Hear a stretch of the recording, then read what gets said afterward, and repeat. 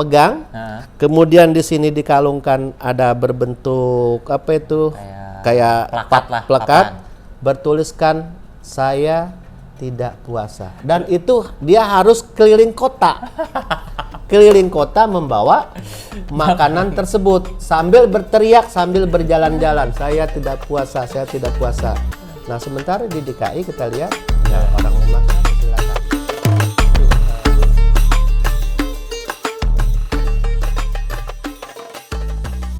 1, 2, 3.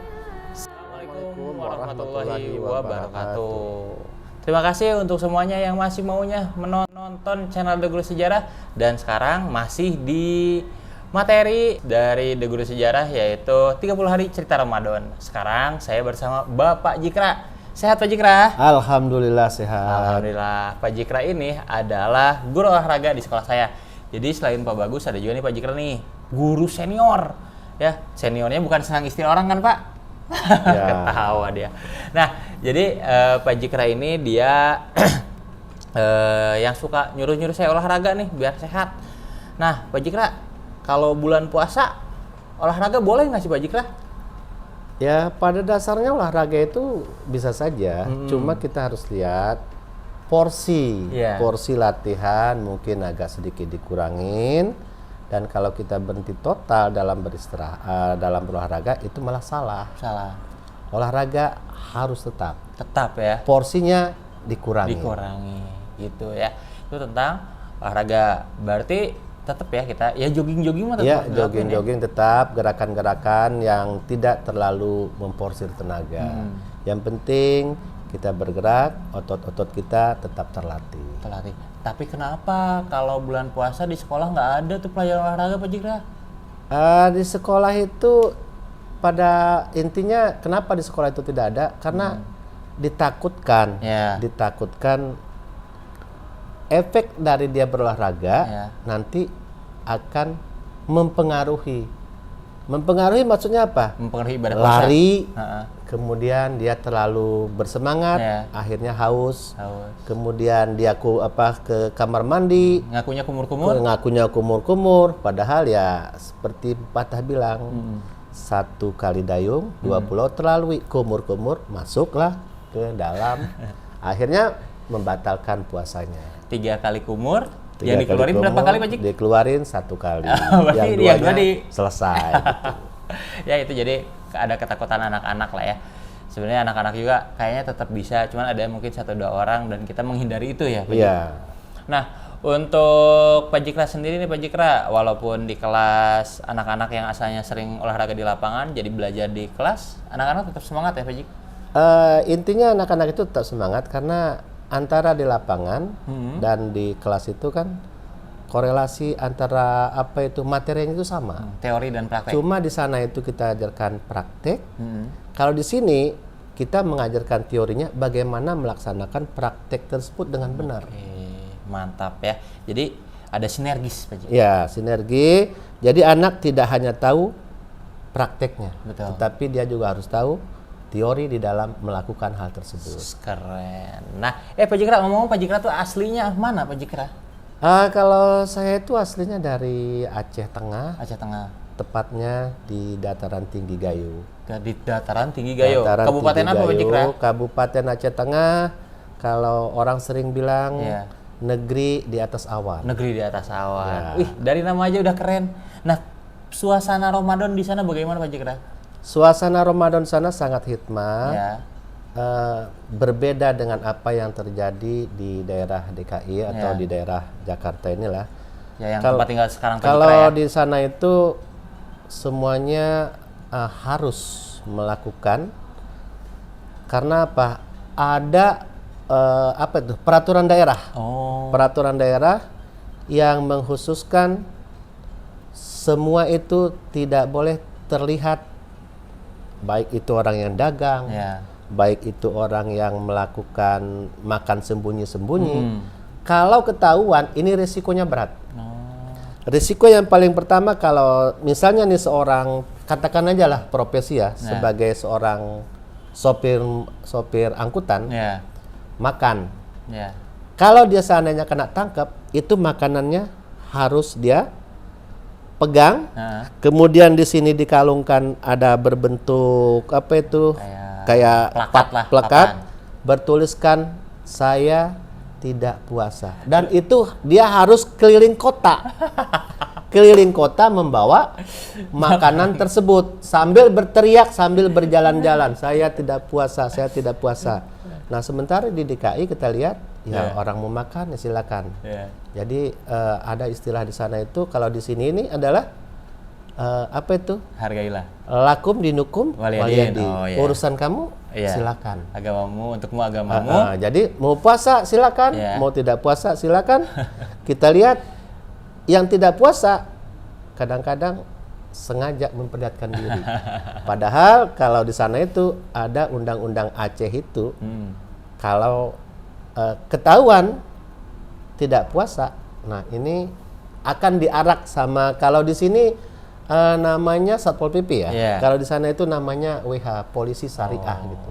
Berarti hukum syariahnya ditegakkan. Hukum syariahnya ditegakkan terhadap bulan puasa ini. Nah, kalau pas waktu zaman Pak JK kecil belum ada yang begitu ya? Waktu kecil itu semuanya beda. Bedanya apa? Beda sama yang di sini maksudnya? Bukan. Oh, beda. Bedanya apa yang dikatakan Deddy Mulyadi tadi malam itu benar. Apa tuh? Seperti apapun bandelnya kita dulu, kalau kita tidak puasa, kita itu akan makan dan minum ngumpet-ngumpet dan jauh dari orang-orang. Bedanya sekarang ini yang tidak puasa kan bisa aja menunjukkan dirinya dimanapun. Intinya semuanya itu perubahan. Perubahan apa itu ya, mungkin kata orang-orang bilang perubahan zaman lah gitu. Jadinya berubah ya sekarang ya. Iya. Masyarakatnya. Tapi untuk satu ketentuan puasa itu di sana setiap tahun itu hukum itu berlaku. Hukum syariat Islam itu berlaku. Yang tidak puasa silakan jangan sampai ketangkep. Jangan sampai ketangkep. Kalau ketangkep itu akan diarak keliling kota, jalan kaki. Iya. Lama itu berapa? 1 jam ada? Ya kalau kita lihat itu ya sekitar, kalau ngelilingin kota itu sekitar 2 jaman lah baru selesai. Jalan kaki lagi ya? Jalan kaki dan sambil teriak. Sambil teriak. Apa itu? Makanan dibawa. Dan dia teriak di depan dan di belakang ada kayak karton bertuliskan tidak puasa tersebut. Makanya nanti aku cari ada nggak ya foto-fotonya? Ya mungkin ada. Ada aja itu kalau itu. Iya. Tapi untuk pas zaman waktu kecil Pak Jikra, ngabuburit di Aceh kayak gimana Pak Jikra ngabuburit di sana? Ngabuburit waktu SD, SMP itu adalah sesuatu yang sangat menyenangkan. Iya, gimana emang? Satu, setiap mau mendekati bulan puasa kita akan mencari bambu. Buat? Kalau di sana itu bambu segini, namanya meriam bambu. Oh, meriam bambu. Jadi meriam bambu itu nanti dijejer. Suaranya kan kencang. Itu antara kampung di sini dengan kampung di sana itu beradu. Tidak seperti sekarang tawuran, apa-apa tawuran. Di sana bagaimana caranya? Permainannya hanya pakai meriam bambu.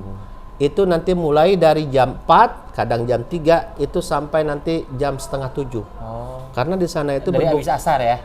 Karena di sana itu berbuka puasa itu kan jam 7.15, 7.20, 7.15. Jadi kita bermain sampai 6.30, kemudian pulang, siap-siap untuk buka puasa. Itu untuk perangnya itu, perang meriam itu dipisahnya sama batas desa berarti? Kalau di tempat saya pribadi, batas itu dibatasin oleh sungai. Sungai selebar kira-kira 60 atau 70 meter. Lumayan ya. Nah, disitulah. Nanti kalau lebih seru lagi, kalau permainan sudah tambah seru, itu namanya meriam bambu bukan dimainkan di darat lagi, tetapi dimainkan di sungainya. Meriam bambunya kemana? Dimasukkan ke perahu masing-masing. Dan paling senjata di dalam permainan meriam bambu itu adalah batok. Batok ditaruh di depan meriam bambu itu. Begitu ini dibunyikan, batok itu akan terlempar. Nah, itulah permainan yang paling seru di saat SMP dulu. Udah kayak ini, udah kayak Teku Umar perang sama Belanda. Kayak perang-perangan lah kalau sore sambil nunggu ngabuburit ya bahasa sininya ya kita hanya bermain. Iya, di sana sebutannya apa ngabuburit Pak Jik? Sama aja. Ngabuburit itu sama-sama aja gitu. Iya. Jadi ya intinya semua itu tidak ada seindah masa kecil dulu. Masa kecil ya. Kalau sekarang kan di Jakarta kita ngabuburitnya cari makan doang ya.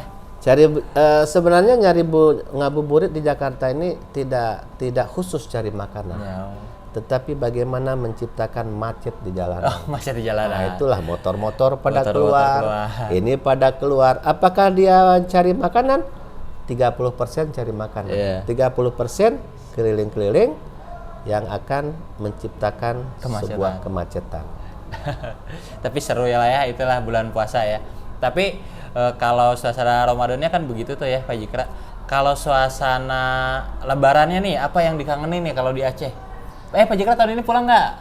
Ya insya Allah tahun ini enggak, karena baru sebulan yang lalu juga sudah pulang.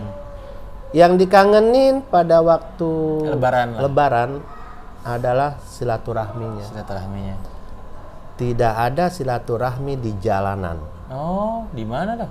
Jadi kita silaturahmi dari rumah ke rumah dan tidak ada begitu masuk pulang. Yeah. Setiap rumah harus kita dudukin minimal 15 sampai 20 menit. Yeah. Makan dulu, ngobrol dulu, kemudian baru pindah rumah. Beda dengan DKI, apalagi di tempat sekarang ini ya. Lebaran kumpul di jalanan, salam-salaman, selesai.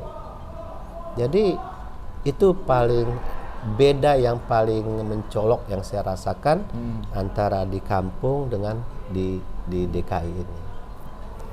Ya walau bagaimanapun silaturahmi itu bukan hanya jabat tangan, tetapi bagaimana kita masuk ke rumahnya, memakan makanannya, apa yang dia buat, apa yang dia suguhkan, itu yang kita nikmati bersama-sama saat Lebaran itu. Dan itu nanti bukan per keluarga. Nah, misalnya keluarga saya ada 6 orang. Dari keluarga Pak Dian ada berapa orang. Kemudian ketemu di jalan, ayo kita ke rumah situ. Nah, gabunglah kita ke sana. Jadi tugas utama yang paling berat di sana adalah satu, cuci piring. Kalau kita datang 20 disuguhin makanan, maka itulah tugas dari keikhlasan dari tuan rumah di dalam menjamu tamunya gitu. Yang jadi tuan rumah yang paling tua biasanya Pak Jik? Enggak harus. Kalau di sistem di keluarga iya. Kalau sistem di keluarga yang paling tua diem. Yang kecil datang nyusul ke sana dengan perjanjian lah ya. Nanti kita siang semuanya di rumah abang ini. Nah, ke sanalah semuanya. Tapi kalau untuk silaturahmi tetangga tidak. Siapa yang sempat dialah yang masuk. Dan kalaupun dia punya tamu di sana, kita nggak usah takut. Kita juga masuk aja, gabung aja bertamu juga gitu. Yang penting tuan rumahnya ikhlas. Iya, tuan rumah itu pastilah harus ikhlas. Gitu. Itu ya, yang dikangenin di Aceh yang tidak ada di sini mungkin ya Pak Jik ya? Ya, yang tidak ada di sini yaitu tadi silaturahmi itu memang benar-benar bagaimana silaturahmi, bukan hanya silaturahmi berjabat tangan, bukan itu. Ya, itulah pengalaman yang beda ya antara di sana dengan yang di sini. Nah, kalau sekarang juga kayaknya Lebaran Pak Jikra beda nih. Cucunya udah 2 nih, gimana nih? Ya, kalau cucu sudah 2 ya sama seperti tadi. Kita kan dianggap paling tua. Bukan paling tua, itu kan anak. Nggak mungkin seorang bapak datang ke rumah anaknya. Pastilah anak yang ke rumah orang tuanya. Nanti biasanya kita menunggu saja mereka nanti yang akan datang. Apakah dia Lebaran di rumah?